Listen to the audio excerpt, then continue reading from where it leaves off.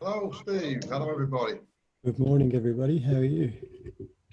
Good evening. Hi there. Oh, sorry. Good Evening. evening. So, Rick, good to see you got your technical issues sorted. Or maybe not. Maybe not. Not sure if you can Got hear your sound on, Rick. Hey guys. Hey. Yeah, all right. Yeah, fine.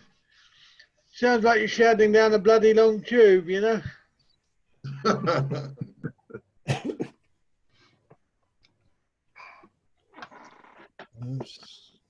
Steve Stewart's just joined.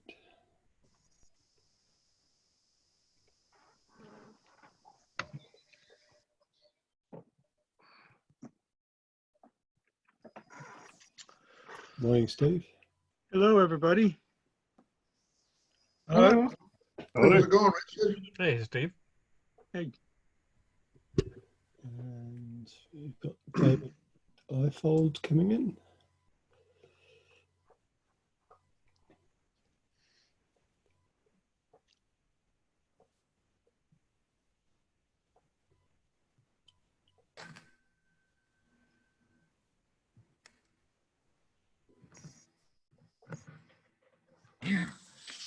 David, you can hear us? I can hear you. Thank you very much. Can you hear me? Yes, we can. Perfect. Well, For me to fix it. got the important person here anyway. Frank's here, so that's good. I think you're the important person, Steve. No. You're the one doing a talk today. You're the host. I'll wait a couple of minutes for others to join. So just now, Val, you're on mute, but is that deliberate? No. Okay, good. Fumbling. There's Julian and Barb just joining now. Who's that? Just a number. Just a number. Where's 0260. that's Doug. That's Doug. Oh, Doug who? Morning, Steve. Good morning. How are you? Great. And Barb, can you hear us now? Maybe not. Nope.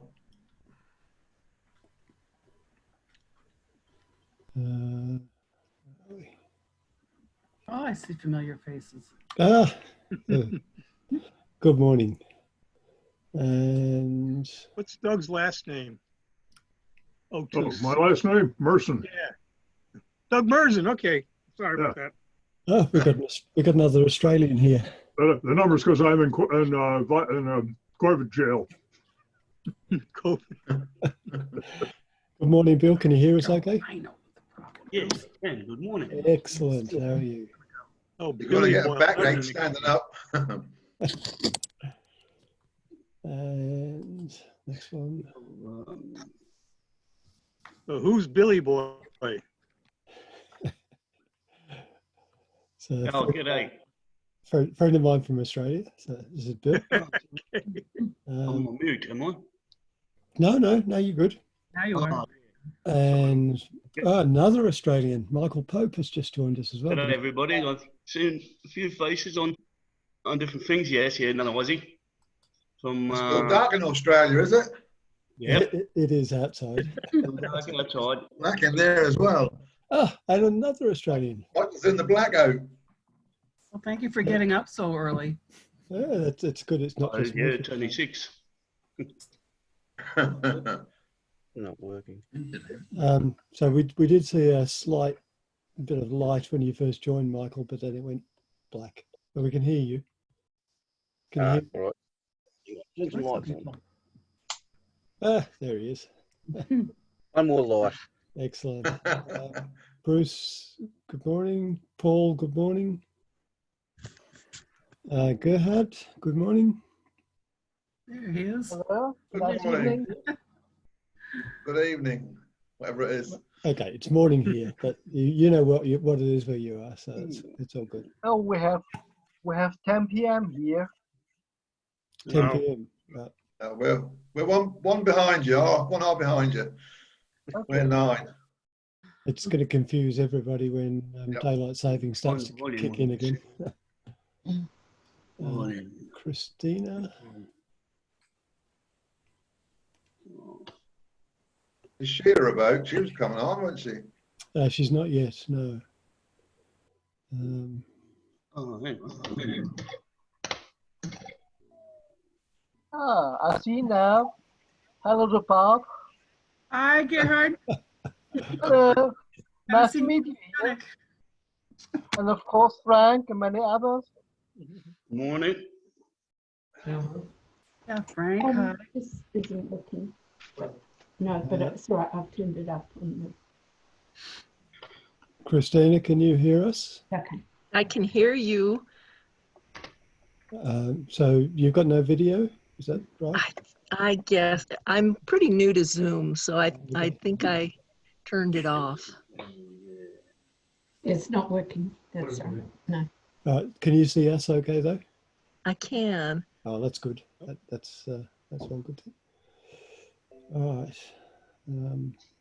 There's still a few other people that I thought were going to join, so we might just. Excuse me, I'm going to get coffee. Okay, Bill. Get a beer. A bit early for beer, just a little bit, or a bit late, depending on if you've been up all night. Paul, you would have had the storm that we had about 5.5 hours ago. I don't know why I can. I was blissfully unaware of it. Were you? Oh, okay. Slept for the whole thing. I haven't been outside to check the damage, but it wouldn't matter. I couldn't see anything anyway. Right. Could be the whole suburb's gone. I wouldn't know. It certainly woke me up. It was about 12:30, but yeah, I saw it on a friend of mine posted, and I saw it on the weather radar, and yeah, it looked like a good one. yes, that's the heaviest rain that we've had in a long time. I think I'm not sure how much we actually got, but it certainly came down very heavily. You know, my dad's at Avoca, so he'll be happy. The dam. Oh, yes. Yeah. What's rain? It's something we don't normally get. Well, we do get it. We get too much We've of had it. no rain since lockdown started.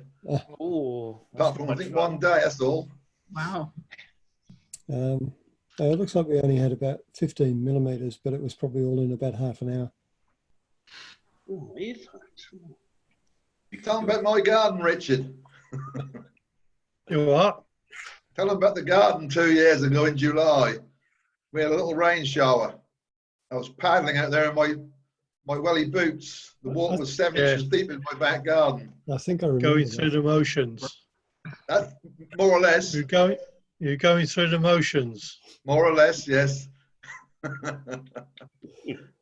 All right.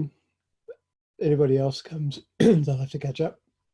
So welcome and good morning, good afternoon, good evening, wherever you are in your particular part of the Say world. good day and have done with it. Okay, good day. Hey, mate. Good day, mate. Good day, mate. It's a bit cringe. Good This morning we have got Frank is going to do a talk on pyrite for us, which is one of his favourites, if not his favourite mineral. We also have Michael, who's in Tasmania. Michael Pope, pyrite is his favourite mineral as well. So he's joined us specifically because of that. And what we'll be looking for is a volunteer for 2 weeks' time. Now, Gerhard, you suggested you might be able to do something?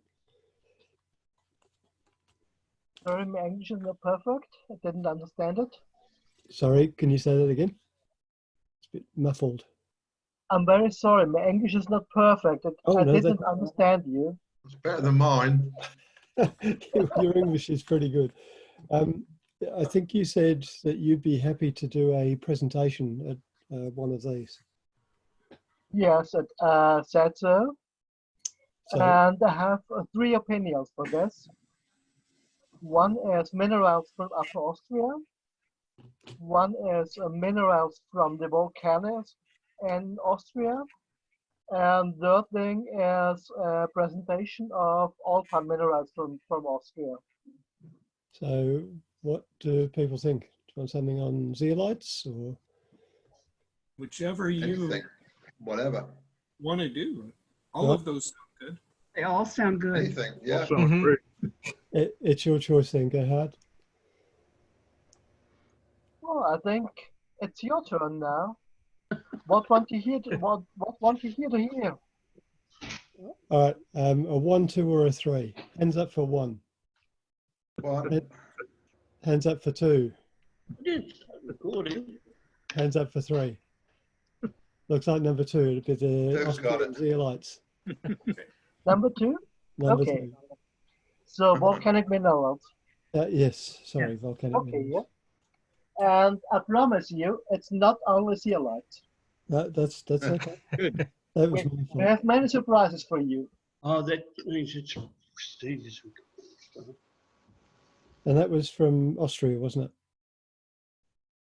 Yes. Yes, we have locations like Pauliberg, like Glöch, like Stratnerkugel, and all are famous here for really rare minerals.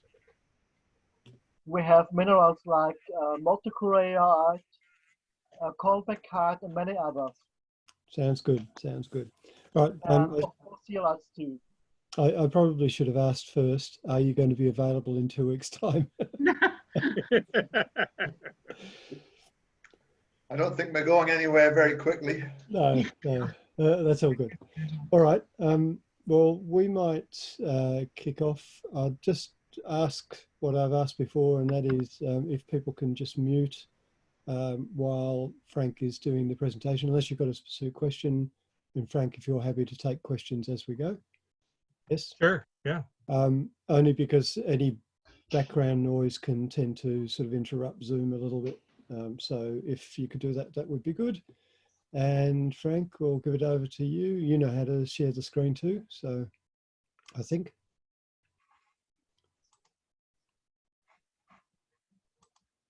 Yes. There, okay.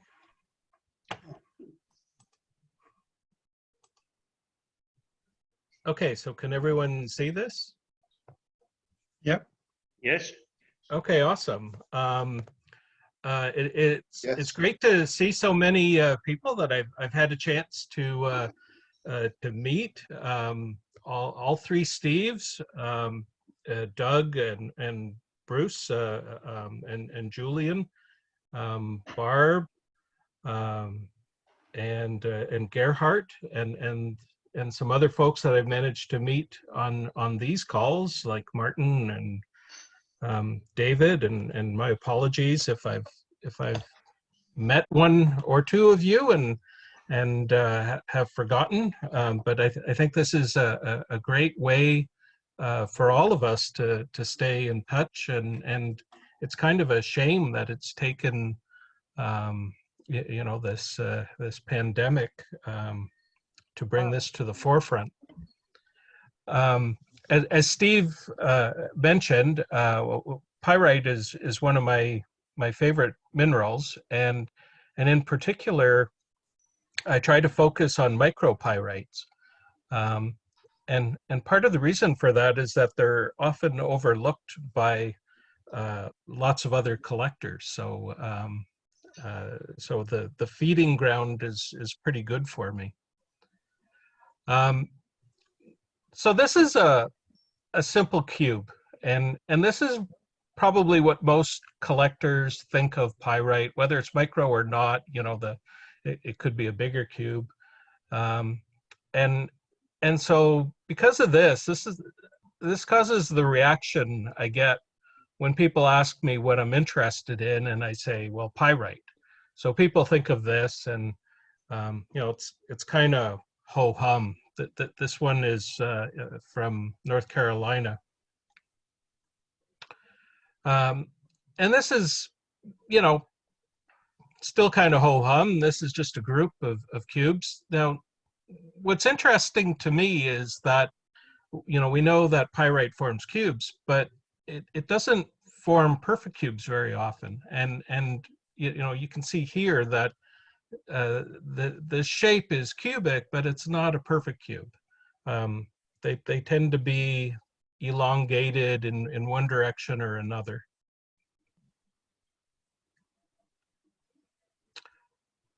Pyrite also forms in octahedrons, and octahedrons are, you know, a little more exciting than a cube, but again, not a whole lot. But that's okay, because it's this humdrum nature of pyrite that has allowed me to seek them out while others are looking at more exotic minerals.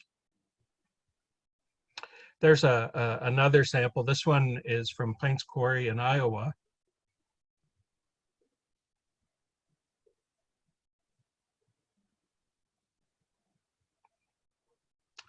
And this is showing a pyritohedron, actually, you know, a pair of pyritohedrons. And these are the three main or most common forms of pyrite: cube, octahedron, and the pyritohedron.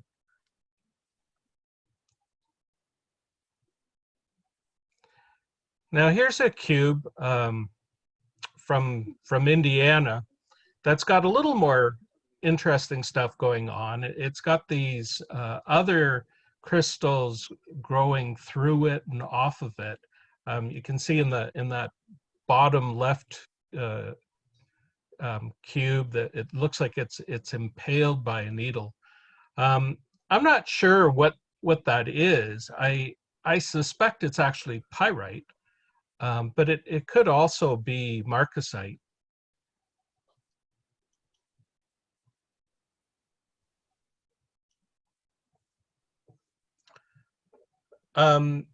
So here's one from Magnet Cove, and it's a slightly more interesting cluster. You know, basic cubes, but you know, there's a couple of interesting things going on here. So here you can see some growth marks on the face of the crystal. Here you can see some striations, which pyrite is well known for. And there you can see an octahedral face on this little crystal that's the buddy on the bigger cube.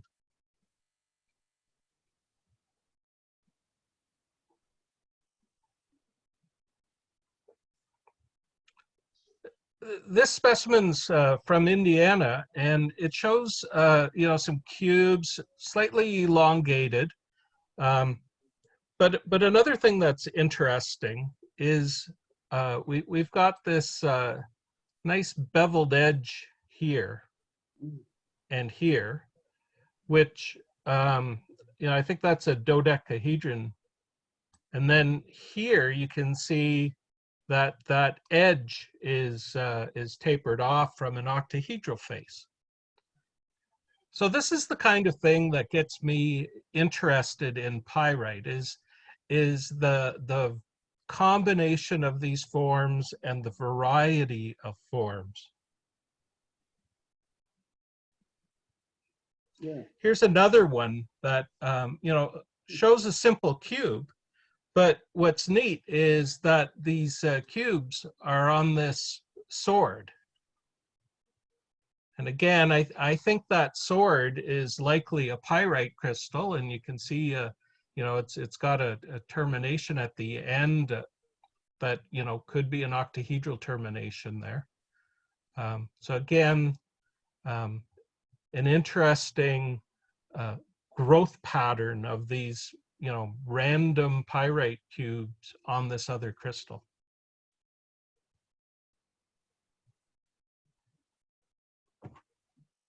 Here's a cube from the Zeilberg quarry in Bavaria, which is a pretty well-known locality for pyrite, and again, you know, at first blush, it's a simple cube, but again, it's got some interesting things going on with it. We've got this, you know, colorization here, which adds some interest to it. You can see that the growth or the destruction of that cube on that edge, and you can see the, sorry, you can see the hollow point where I don't know if that's you know, from growth and that's just a void that hasn't been filled in, or if it's the destruction of the cube that was there.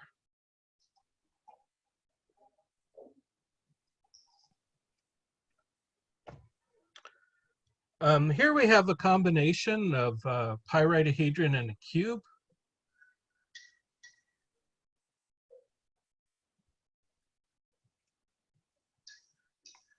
Another sample, this one from Pennsylvania. So this one is a pyritohedron. And again, you've got some edge action going on here.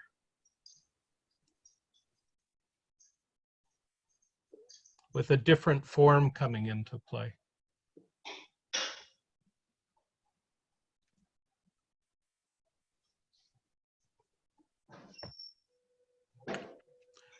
This one from France shows a cube face kind of front and center with pyritohedrons on the top.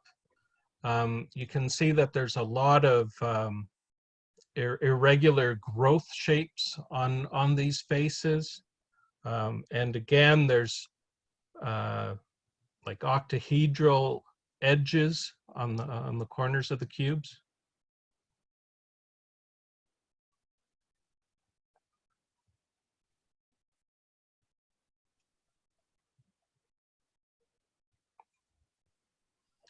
This one from the foot mine shows a cube face along with, I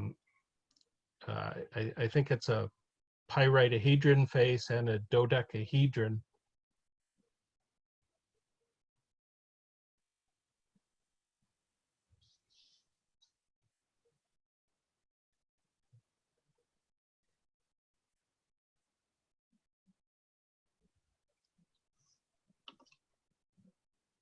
This one's a fun one. It's mostly an octahedron.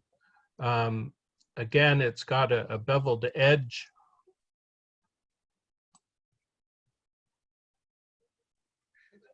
Where the octahedral faces meet with a different form there. And it's also got this hollow section.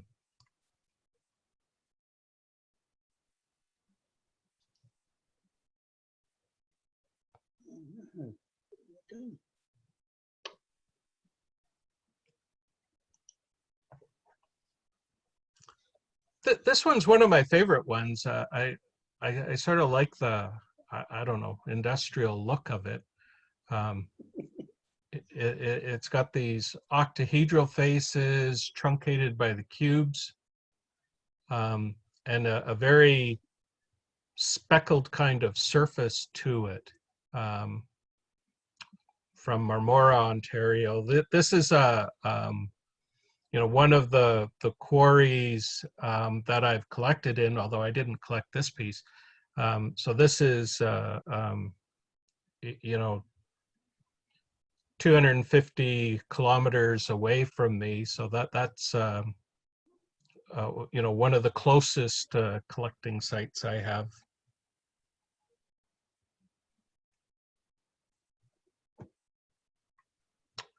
And this one's kind of small, mostly a pyritohedron with cube faces as well.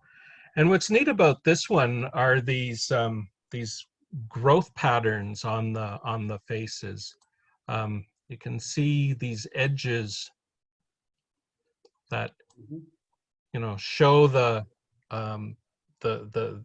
progress of the crystal growth. And I find that that's a common thing to see on pyrite crystals. You know, I don't know if that's as common on other crystals, perhaps because pyrite is such a common mineral among collectors. It just is more apparent for that reason.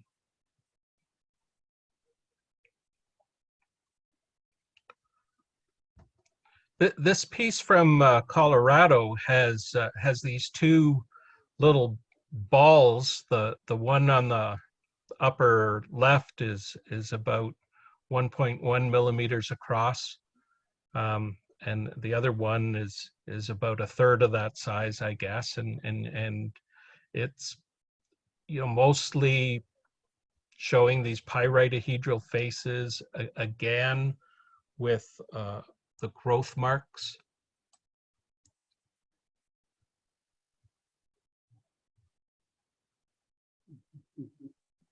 Another thing that's interesting about this one is that the larger one has that reddish patina to it, while the smaller one is more pure pyrite. So I guess the larger one has perhaps started to corrode a little bit, and that's what's causing the color.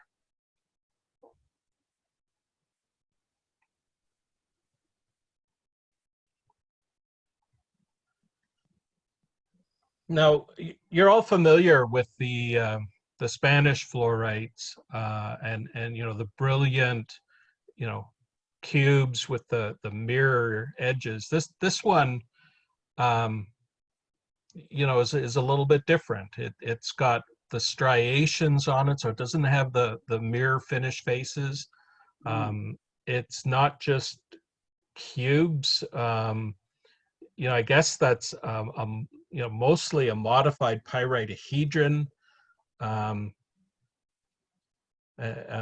So it's interesting to me to get a cluster from this locality that is you know, quite different from what you would typically think of as coming from Spain.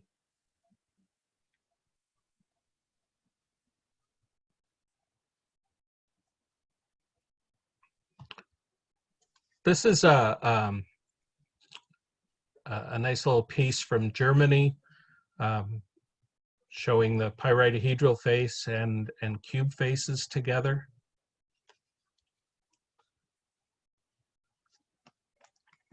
Also on the bottom right, we got that face there, which I don't know if that's a cube face that hasn't fully formed in this direction. This one was a dealer photo. Generally, the photos here are mine. I'll try to point out the ones that aren't. I had to include this one because it's from Wawa, and I just like saying Wawa. So Wawa is a little town in northern Ontario, about half an hour north of Sault Ste. Marie. And you know, it's an interesting crystal showing the octahedral faces, cube faces, and again, there's additional faces on the edges.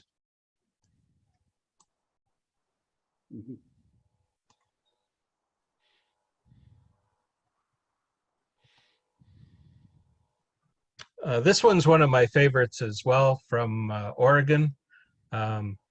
So a crystal that's about 1 millimeter across, showing dodecahedrons. I'm not sure if there's there's dodecahedron and cubes there. I'm not sure if there's another form.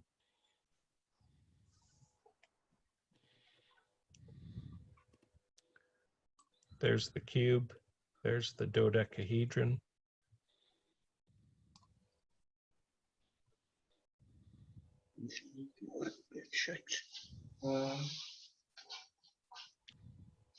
This one is just kind of strange. So sorry, I didn't note the size on this one. The total length of that crystal is about 0.3 to 0.4 of a millimeter, and it's got some interesting distortions going on. It's kind of beyond my crystallography knowledge, but I find these distortions to be another source of interest in these pyrite crystals.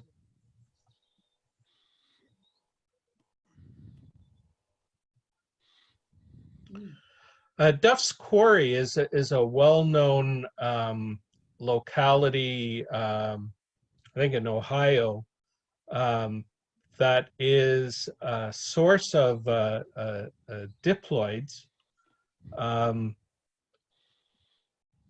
I'm not sure if this has one or not, but I think down here that might be one.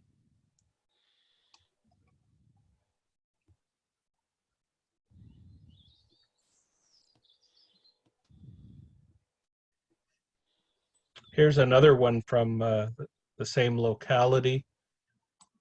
And I'm pretty sure this out of focus face on that upper crystal is a diploid, and that's a trapezohedron. Frank, can you explain what a diploid is? No. Steve Stewart, can you explain it? I know it's a pretty rare form.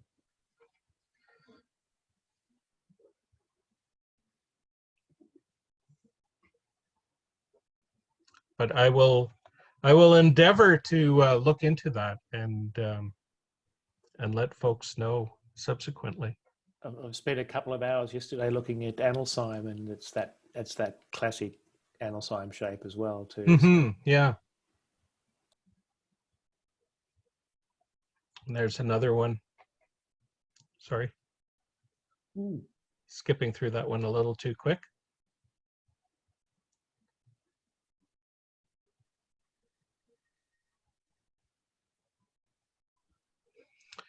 Here's another unusual one from Otter Lake, where, you know, again, stereotypically when we think of pyrite, we think of cubes or octahedrons or pyritohedrons, you know, and it's hard to line this one up with that stereotype.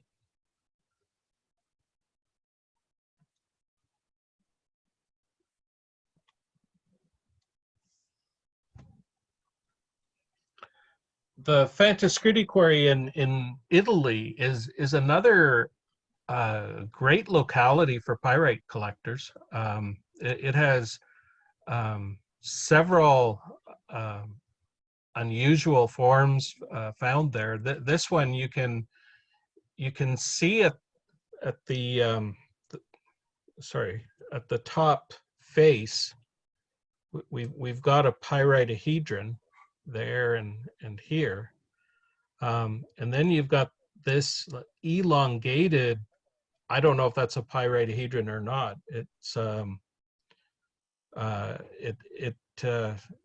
It's five-sided, but you know, it's so distorted. I've just done a quick look, and the diploid seems to be where all the faces are all the same face of the crystal, but they're all joined together to form another crystal. It's a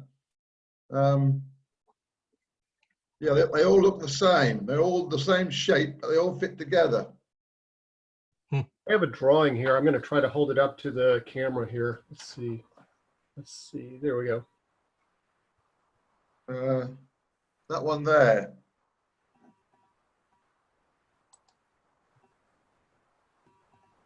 got that flat face which you described, but they all seem to be joined together as one form. Mhm.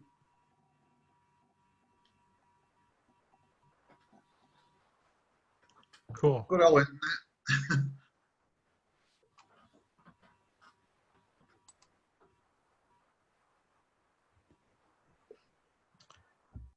So this is another piece from Pints Quarry in Iowa. What's going on in this one is we've got these triangular faces. They're being stacked. So this is the bottom, and this column is growing out. Similarly, this column is growing at about 90 degrees from it, and there's it's difficult to see, but there's also a little column going this way. So it's like these are the edges of a cube. I don't know if it is or not, but you know, it's possible that there's something, you know, inside this, and the pyrite was growing around it in this way, or perhaps it's the you know, it's growing along the edges of what would be a cube, but it didn't fully form.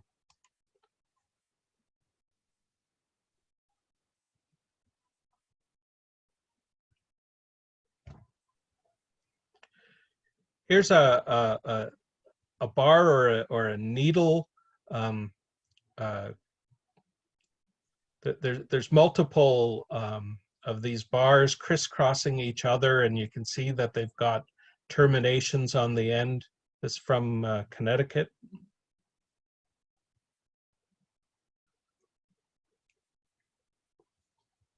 Here's a column from France, again with a neat termination on the top. So it's an elongated cube, but with some kind of, you know, it looks like it's octahedral terminations.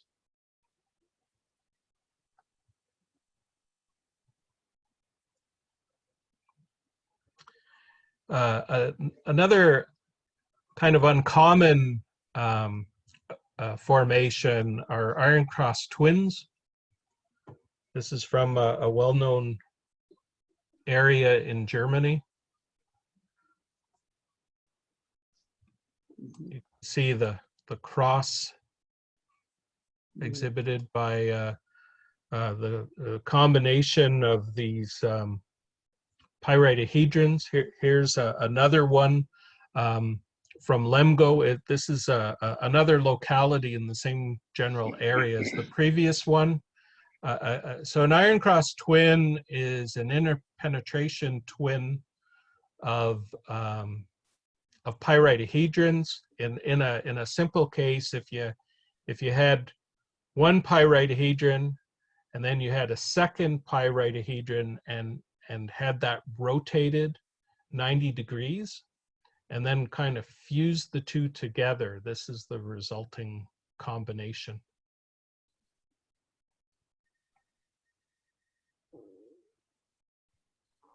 There's another one from the same general locality. This one on matrix. It's always better if they're on matrix.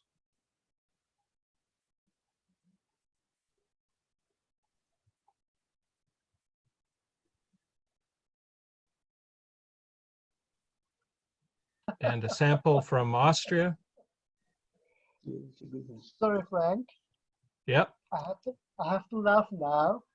I think this is very well from my own find. You know, I think I got this one from your friend Andreas Schmidt. Yeah, from Andreas. Yeah. And so it is his find. But I remember it was the same trip. And yes. on the same day. Yeah.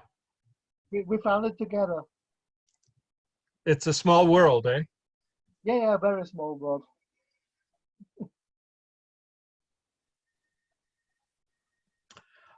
This is an unusual one. It's very flat. It's maybe 1/10 of a millimeter thick, and a little bit less than a millimeter from the bottom left to the top right. It's interesting to me because it has this sort of zigzag staircase pattern to it, and also I find the really rough texture showing the growth of the crystal interesting.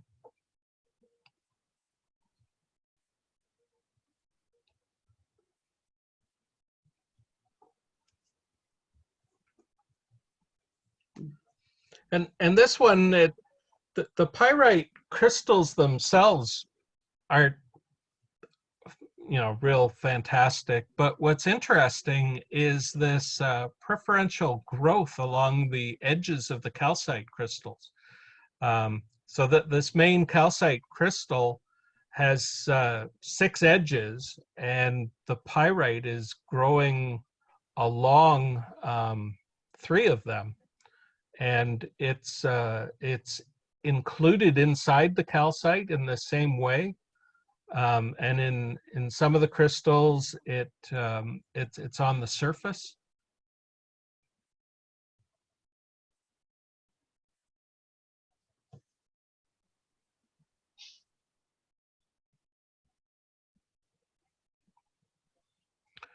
And here's a ball. So this seems to be about as far removed from a cube as you can get. So it's probably made up of a bunch of very tiny cubes, but grew in such a way that it grew in kind of a spherical aggregate.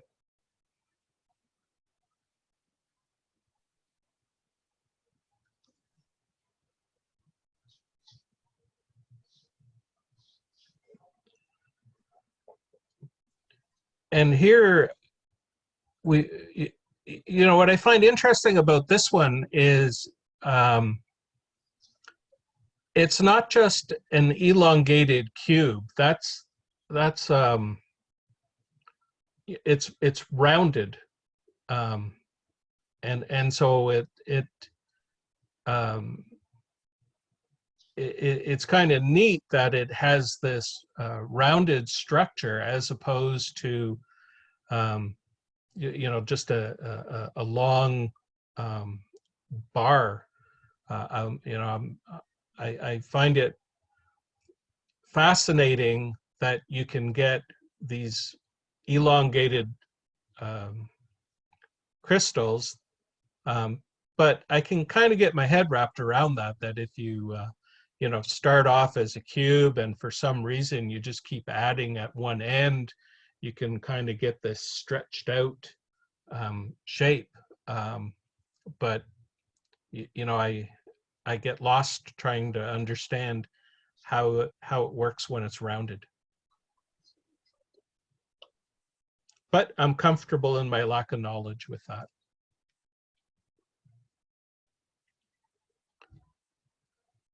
So here's an example of one of these elongated bars with a nice termination at the end, and some colorization on it as well.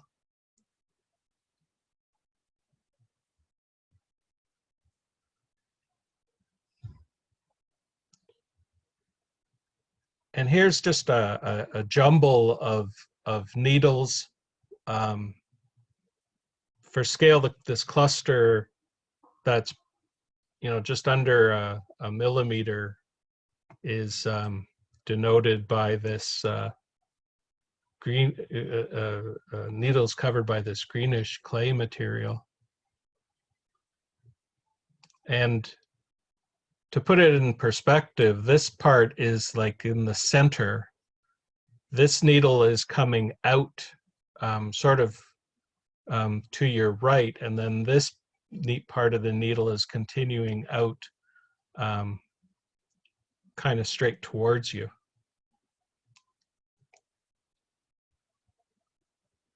So a neat 3D effect on that one.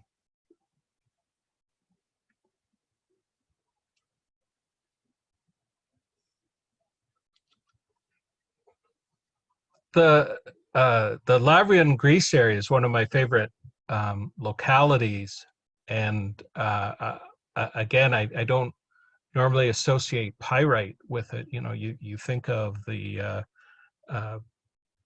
brightly colored secondary minerals like smithsonite, azurite, and orichalcite, things like that, and you know the rare slag minerals.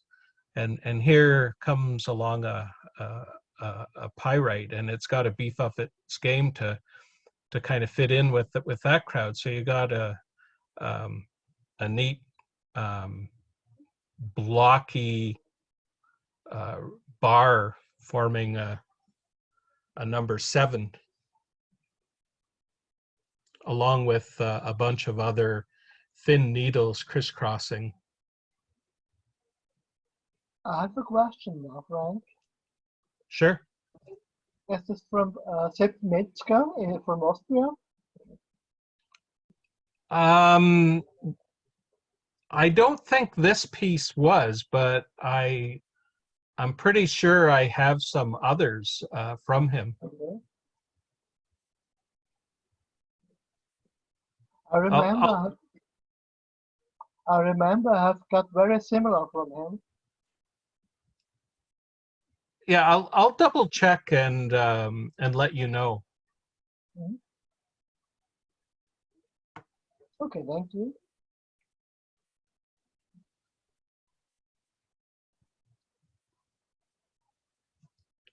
Oh, sorry, I'm jumping around here. So here's a very thin set of needles.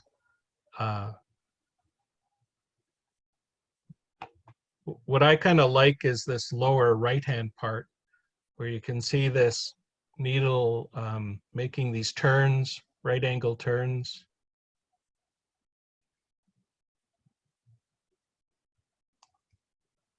And then as well, there's other needles up here.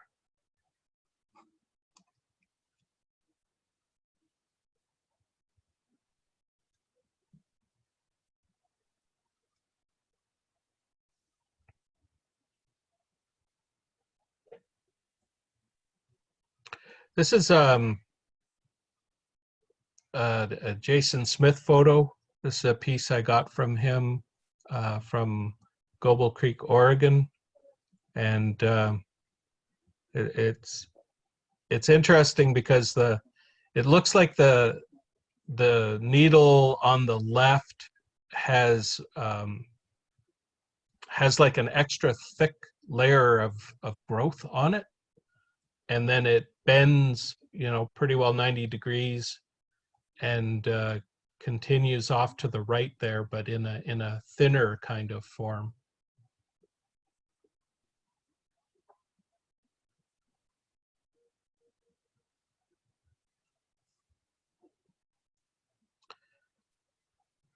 The San Giovanni in Sardinia has a number of quarries, and this is a nice, you know, jumble mess of needles crisscrossing each other. I'm always on the lookout for acicular needles of pyrite. This one fits the bill. This darker, the darker needle down here is about 1 millimeter.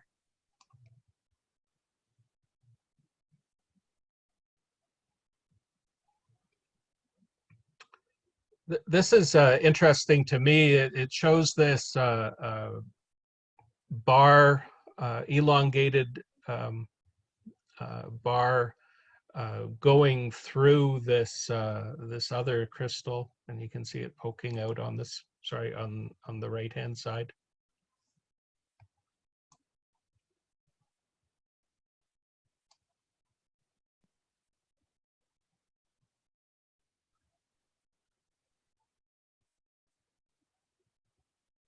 From Estacada, Oregon.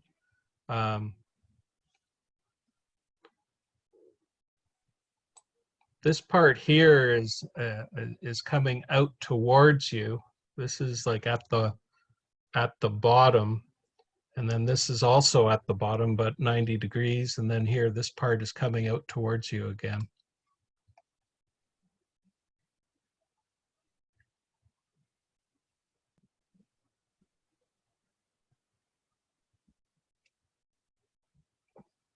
And from Rock Island Dam in Washington, again, needles with these 90-degree bends.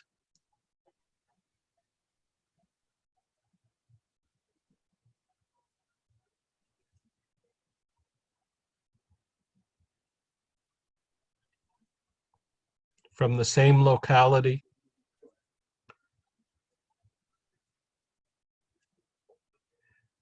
I call this one the hockey stick.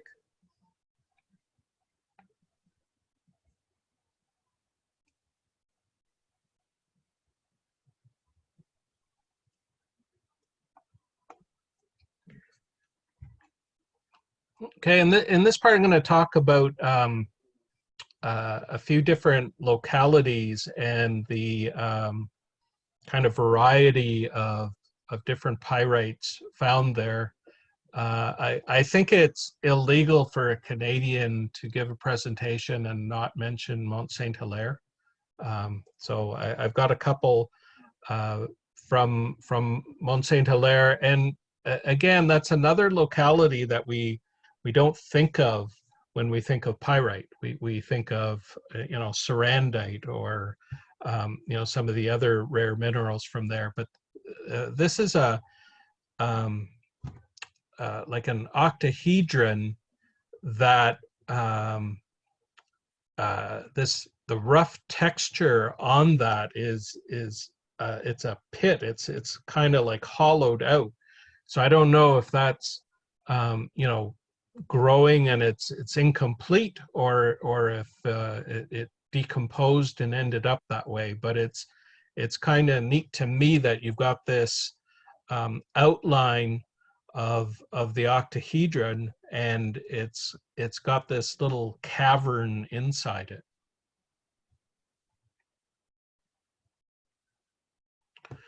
This is another one from Mont Saint Hilaire, showing these stacked cubes growing in sort of three main directions.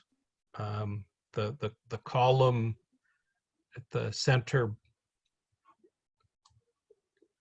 is kind of going straight up, and then you've got a bit of growth going off this way to the left, and this is growing off kind of northeast, if you want to think of it that way, and they all kind of meet in that base.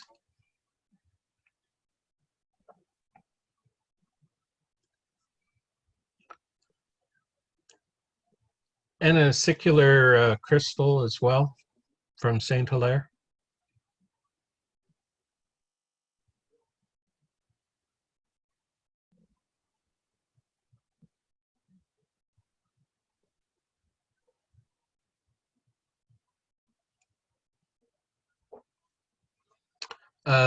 This piece from the Faraday mine is from the Bancroft area. So the Faraday mine is about 3 miles southwest of Bancroft. And what's going on here is we've got this tapered needle of pyrite included in calcite. And you can see some other holes and tracks where I guess some other pyrite needles were present. The reddish stuff is hematite. And you can see lower left that there's some kind of funky needles here where there's these little bulges in different places. So this is pretty cool. The Faraday mine was a uranium mine. So I don't know if that had something to do with the kind of weirdness that's going on here. Here's another piece. Again, these crystals are included in calcite. The white background is actually some paper that this is sitting on, and I like this irregular sawtooth pattern on these crystals, kind of in the middle. That longest one is almost 0.5 millimeter long. And this is, mostly included inside the calcite, and then on the edge of the pieces, you can see it sticking out.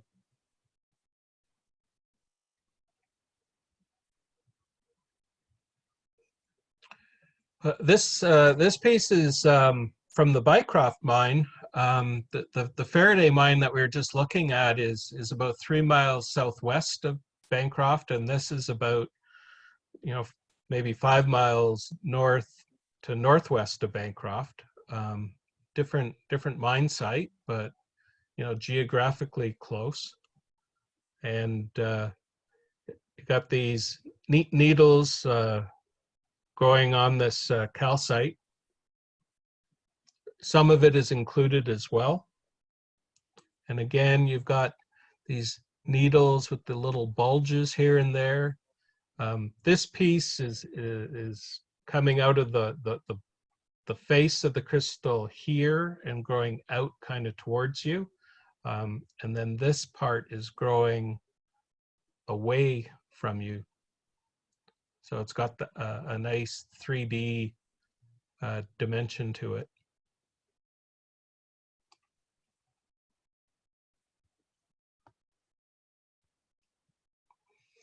The Nanisivik mine in Nunavut, what used to be the Northwest Territories of Canada, it's in a part that's now part of the Nunavut territory. It's located 73 degrees north. So it's one of the most northerly deposits in the world. The mine closed down quite a number of years ago, but it's famous for these complex pyrite crystals, many of them pseudomorphed after marcasite. The one on the upper right is kind of a typical crystal that you'd see. The bottom left is essentially a cube, but look at all the different crystal faces going on here. You got the main sort of cube form, but then you've got another form here, another one there, and here. So very complicated crystal forms, but it makes it a fantastic locality for pyrite collectors. So those ones aren't really micro, but this one is. You've got 2 needles. Sorry. Got 2 needles, the one here, very flat, but then with a neat termination. The one below it is a little thicker, also terminated.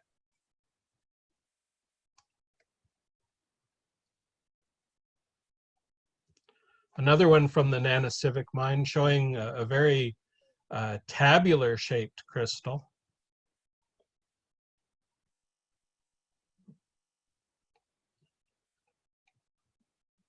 It looks like anetas. Sorry, can you say that again, Gerhard? It looks like anetas. Oh, yeah, yeah. Yep. Yeah.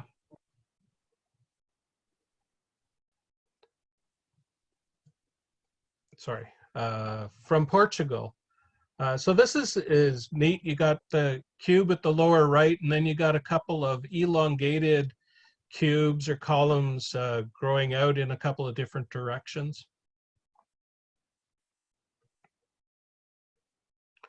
From the same locality, you've got a cube and then this kind of chain of crystals growing out, and what's neat is this loop of them that has formed kind of in the center.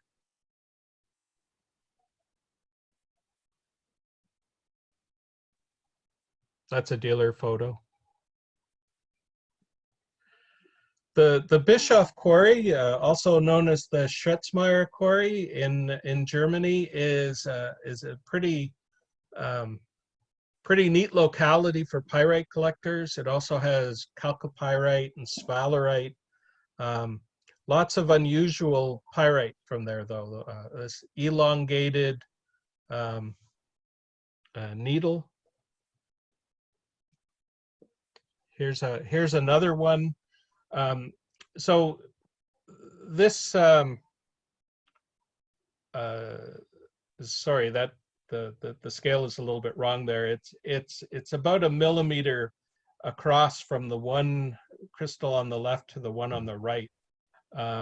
So in that small space, you've got these 3 crystals all forming, you know, kind of different shapes, and so it's just fascinating to me that you see this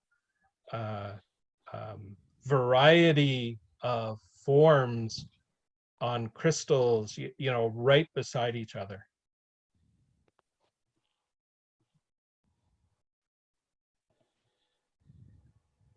Cardosa quarries in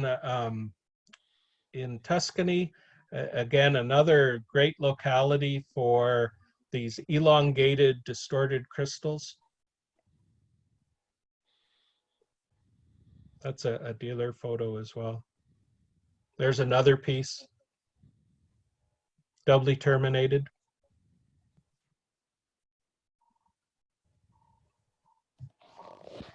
The Zeilberg quarry in Bavaria, it's got these nice rounded bars, and you've got, you know, almost 90-degree bends at either end, but in different directions.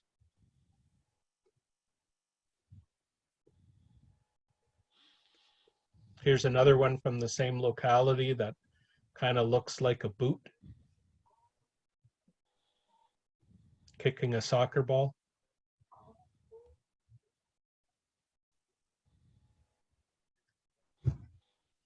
Halls Gap, Kentucky is a well-known locality for millerite and pyrite. This is a elongated cube with octahedral modifications, and you can also see the octahedral kind of steps on the right-hand side.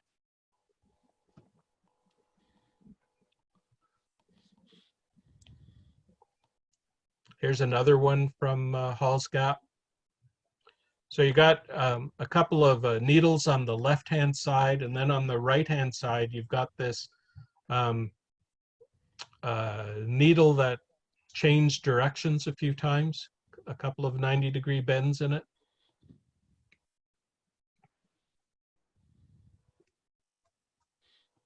Here's another neat one.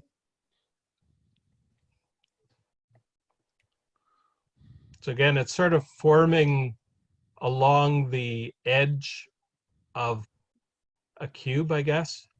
And you can also see kind of faintly that there's some needles here that kind of go on either side of it.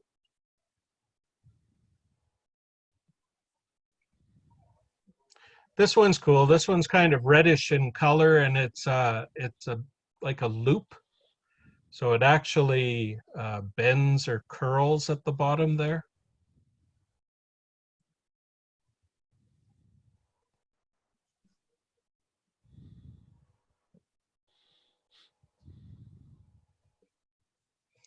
And Sugar Grove in West Virginia is another classic locality for these acicular needles. These are covered in nontronite.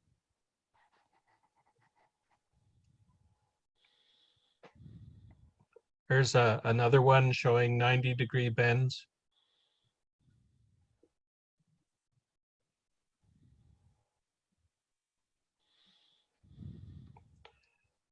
This one's a rod or bar that is covered with I think that's the nontronite as well. It's growing in bending and then bending back out towards you. So a couple of 90-degree bends in this bar.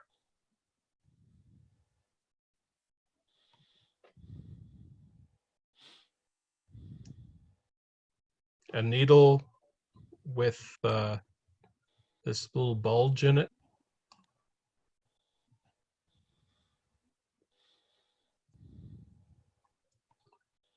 Another needle piercing these two crystals.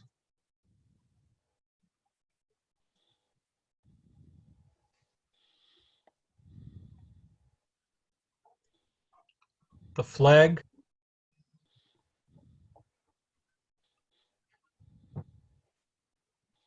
I was tempted to invert this one and call it another hockey stick, but I thought that joke was getting old.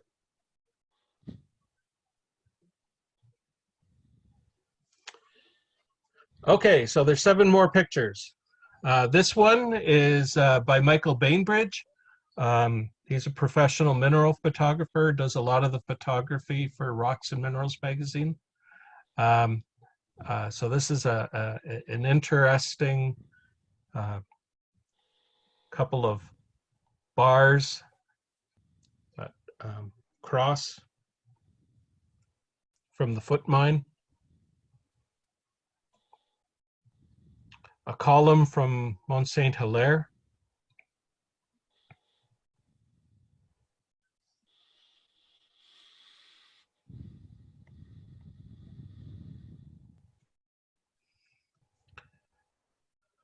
From Littleton in New Zealand. This is kind of neat because it's, you know, I guess you'd call it a scepter, a needle, then, you know, fattens out.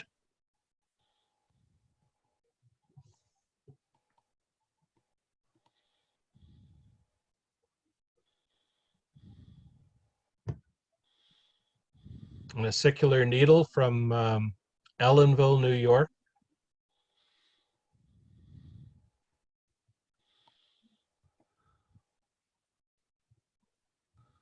These last photos are all by Bainbridge.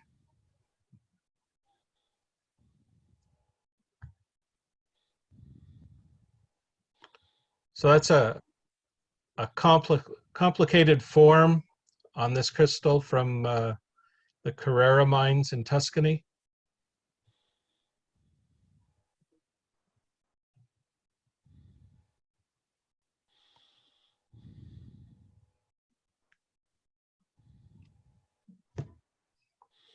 This from the foot mine. It's like a crown of these cubes of pyrite on top of, you know, probably a fluorapatite crystal.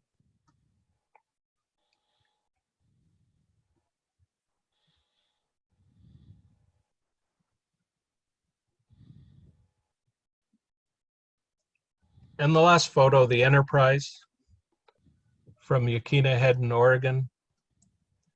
Again, it's needle with 90-degree bends and you know, double terminations. It's one of my favorites. And that's all I have to present today. Very good. Thank you. Frank. Excellent. Thank you. Thank you. Thank you, Frank. Yay. Welcome. Okay, do we have some questions for Frank? Have you had any occurrences where the pyrite has changed into marcasite and back again? Don't know about that. I mean, I can talk a little bit about the pyrite disease. Can I show you a photograph? Sure. Okay, I'll just share the screen. That one. Can you see it? Yeah. Yeah, I see the picture. Yep. Okay, that's that was collected in 1979 from a local beach location down not far from where I live. It also occurs in there as spear-shaped crystals, and they call it all marcasite or marcasite. But there's a degree of change between the two species in each specimen, apparently. And most of the stuff I've got from there over the years is all now rotted away. But these few, I've got 2 or 3 pieces that have stayed stable, and this is one of them. Oh, that's neat.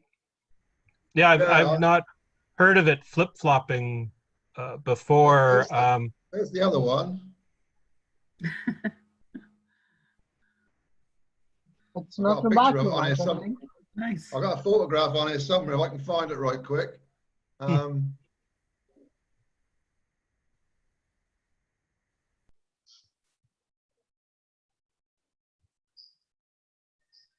This is one. That one. It started off as a spare, but it started to oxidize. It's still around. It's just about hanging on. It's the cube that came on the same day has fallen to pieces years ago. Oh wow. Where's the other one?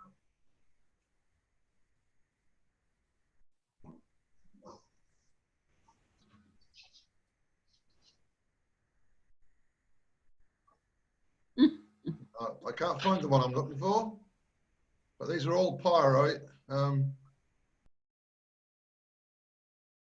No, can't find it. I'll produce it another time, and I'll get back to you on that one. It's not one of my main minerals, but there's 109 photographs at the moment of them in that little set. We can return to this at some point if you like. Have you any British material? I have very little British material, just a few pieces. So yeah, I guess most of my pyrites are from North America. I think we can probably sort you a few pieces out over there at some point. We got when I get to them in the garage, I got plenty in there somewhere. Sure. Yeah. No, I can respond with stuff from over here. Yeah, I got the Isle of Sheppey material, quite a bit of that. They're quite nice. They mainly as cubes and cube octahedrons. They're quite pretty. What else have I got? Oh, I've got a little. At some point in the future, I've got a little project that I've been working on for the last 20 years on a mine in Cornwall, and there's pyrite in that as well, among other things. I've got it in a PowerPoint display, but I need to upgrade the mineral photographs. They're a bit they're all done with the microscope, and I need to stack them and do them again. But I will do it at some point in the future for us. That's quite a nice little half an hour show. If anyone's interested, that is, but I can produce that quite easily. Yeah, no, that'd be great. Okay, I'll work on that one then. All right. I had a comment on your, I think it was Fantascriti, that stretched pyridahedron shaped thing. Right. That crystal looked almost identical, although much smaller than a number of the pyrites that occur at Spruce Ridge in Washington State. Oh yeah. And they are pyridahedrons, but they're just not equant. Some of the faces are really stretched out like that, and some of them are really tiny. And they tend to grow that way in between the quartz crystals where they don't have room to expand out. Oh, okay.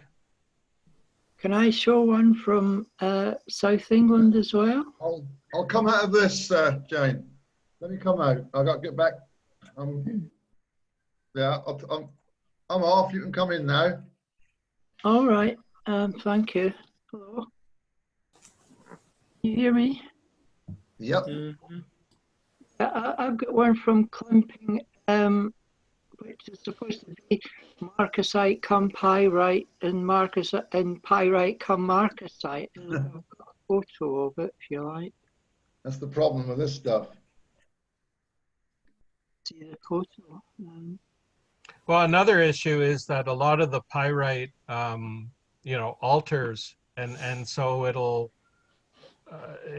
have goethite or just limonite as either a coating or perhaps a full pseudomorph. I generally keep all those as pyrite in my collection. Can I show the photo of this? I'm not sure how I can. There should be a share screen option down the bottom, Jane. Green screen, share Oh screen. yes, I see it. There we go. Okay. So then, see that? Yep. We're Yeah. getting there. Yep. Oh, Yeah. nice. Ooh. It's not a micro though. It's about 10 or 11 centimeters. It's Oh yeah, mine are quite big. That one I put on earlier is quite big. It's about, are we inches or centimeters in America? yeah, Mine's about, it's about 4 inches. This. mine's about 2.5 inches. Nice. They argue it's pyrite, marcasite, pyrite. I don't really know which one it is actually. That's interesting. Well, it's a There's bit of a moving target.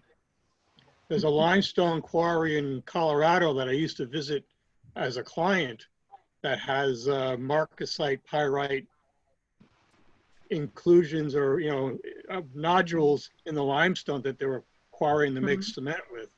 Well, and that's I quite actually bought a similar. specimen of one, and it came from the quarry that I used to visit when I was doing risk assessment work. That's interesting. The genesis of that is in flint nodules and chalk, so it's limestone again. Yeah. Another thing, I put some photographs the last couple of days of Duff Quarry pyrites on the Facebook Micromount Club page.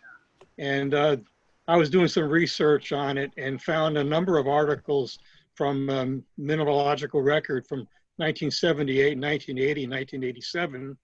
And then Jameson Brizadine steered me toward an article from 2015 that a collector in Ohio put together on Duff Quarry. Can you see that one? Yeah. Mm-hmm. Yep. Yes. That's a pyrite. That's from Dover, from Shakespeare's Cliff at Dover. And it was broken in two, and in the middle is some gypsum crystals, or they were. I think they're probably gone now. But that was quite different. I think that's probably marcasite, that. But don't know. Frank, I noticed you didn't have anything from the Cape Lookout Quarry in Oregon. I'm not familiar with that locality. Well, I've got one here I can show. Oops. Maybe show it.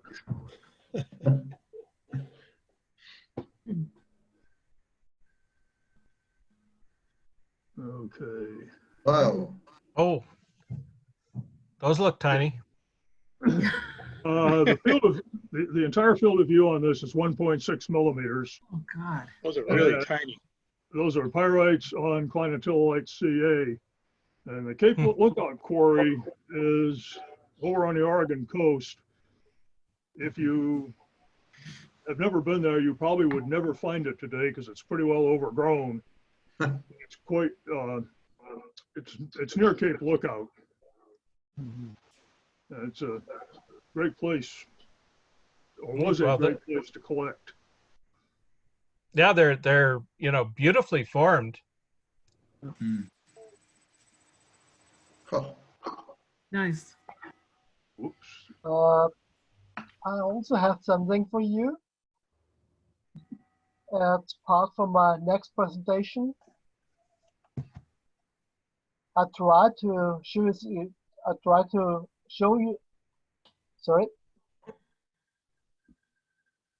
Okay. I try to show you some pyrites from Upper Austria.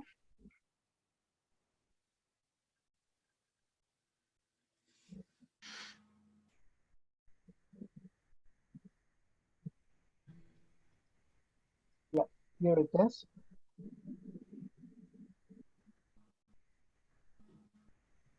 Oh, yeah.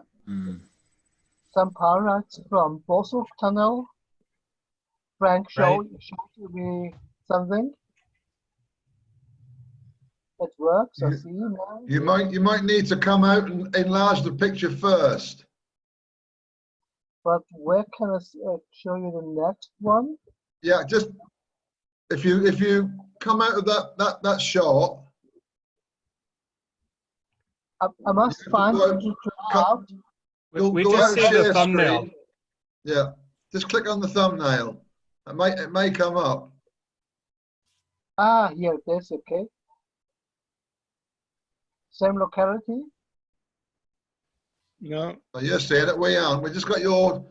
We're seeing your desktop. Yep. Okay, that's it. No, that's No. your folder. That's your folder, but you've highlighted the photo. If you go back out of that, go back into turn off share screen, go back out, and then highlight one of those photographs. You can then go through the whole lot. I'm so sorry, my English is very limited. That's okay. Now turn off share screen. So turn it off.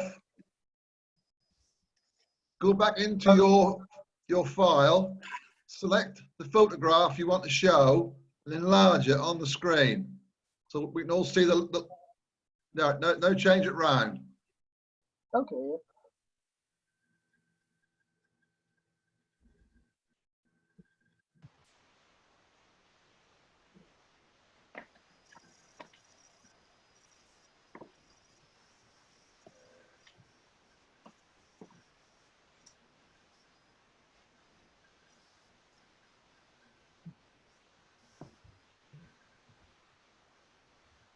We lost.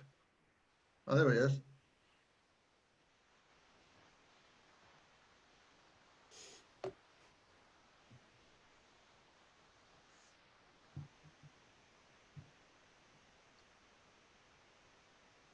Yeah. No.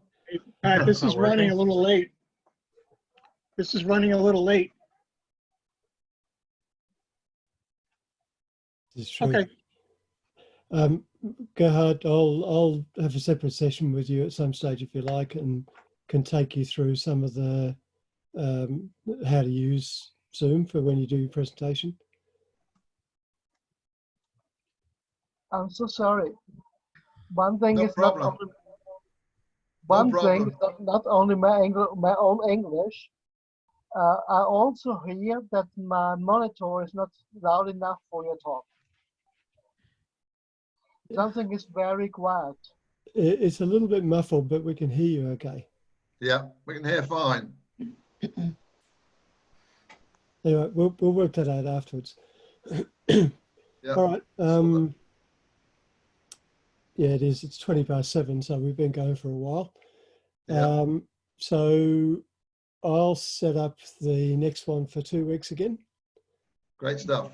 If you can just note that if you're going to join, it's better to show attending rather than interested.